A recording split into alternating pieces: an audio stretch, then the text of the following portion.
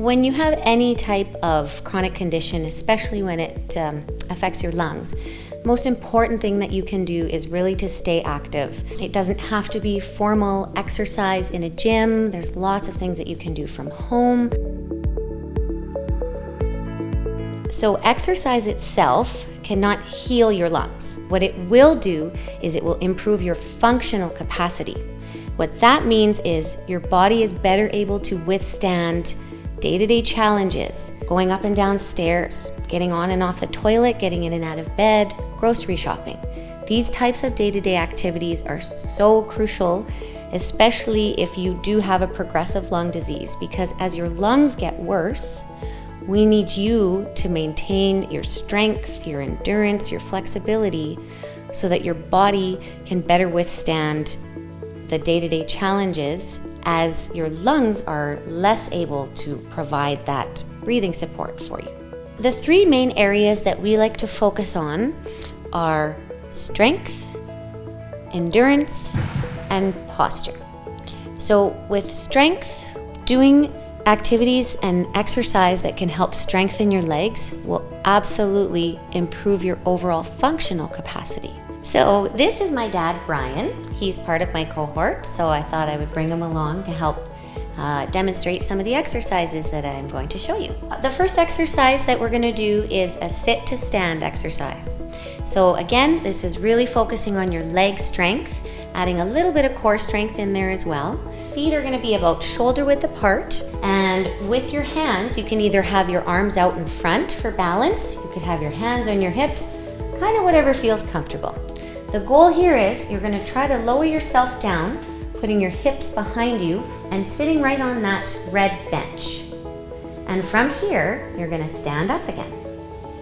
So if you're finding that arms out in front is a little bit too hard, you can have your hands down at your waists or even reaching back towards the bench as you're sitting down, and then pop yourself back up again. So to progress the sit to stand exercise, basically, we're going to take away the bench and we're going to make this into just a squat exercise. So you're not allowed to rest in between each sit to stand. The key here is, again, alignment, hips, knees, and ankles on each leg, and really try to keep those heels down. So really imagine you're pushing your heels to the ground and standing up nice and tall. The second thing that we focus on is endurance. So we're trying to improve your endurance so that you don't get tired as easily. So if you had to walk from your house to the bus stop or to the grocery store, we want your endurance to be really well supported, even if your lungs aren't allowing you to breathe as easily. The step up is a really great exercise if you don't have any other pieces of cardio equipment like a treadmill or a stationary bike or an elliptical. You can also use a little stool if it's sturdy enough. You can also use your staircase. You could use the bottom step or the top step. You really just need a slight elevation. So the goal of this cardiovascular exercise is really to get yourself into those sort of breathless zones. Really, the time is going to be different depending on what your abilities are. The goal is to go as long as possible. You're really trying to extend the duration of exercise. So some people, 5 minutes in a row of sustained exercise might be all they can do. Other people might be able to do 20 minutes in a row of these step-ups without having to stop and take a rest break. The longer that we can go for these cardiovascular sustained activities, the more we challenge the heart and lungs to maintain endurance when we're doing higher intensity activities than just kind of sitting. If the step up version is too hard and you need to scale it back a little bit, we take away the elevation and do the same movement here just on the ground, just stepping forward and backwards, or even just walking in place. That can work really well too. It's going to be a little bit different for everybody depending on the nature of your lung disease and depending on sort of your general fitness. The last thing that we like to focus on is posture. So with posture, there's really two components. We want to stretch and we want to strengthen. So most oftentimes when you have any type of chronic illness, especially lung disease, Our bodies are really good at cheating and putting us into the posture that's easiest for whatever problem we have. The more we get into that rounded forward posture, the more it closes off the space in your chest cavity. It doesn't allow your lungs to expand as much because we're really minimizing the space in your chest. So we want to stretch the tight muscles, which are usually in front, and strengthen the weak muscles, which are usually in the back. So posture kind of has that stretch and strengthening aspect to it.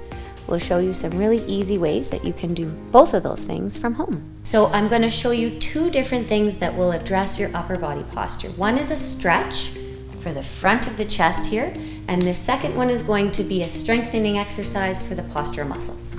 If you have a corner of a wall somewhere, or even the inside of a door jamb, a door frame, this works beautifully.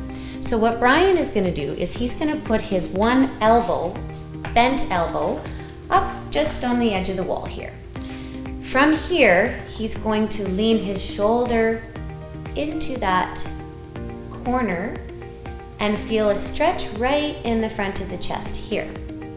So depending on your shoulder flexibility, you might find that moving your elbow down a little bit and still turning into that arm gives you a better stretch. You might also find that straightening your arm and then leaning forward into the wall gives you a better stretch. With stretching, there's no perfect position for everybody, so you have to play around with it a little bit until you can really find where you're getting the best stretching and pulling of the area that we're looking at. In this case, it's the front of the chest here. Stretching shouldn't hurt. We're going to try to hold this position about 20 seconds, and then we're going to switch and do the other side. So same thing, just on the other side. Super important that you're doing both sides. You might have one dominant arm and you get really, really tight usually on the side that your arm is dominant. So it's super important that we balance both sides.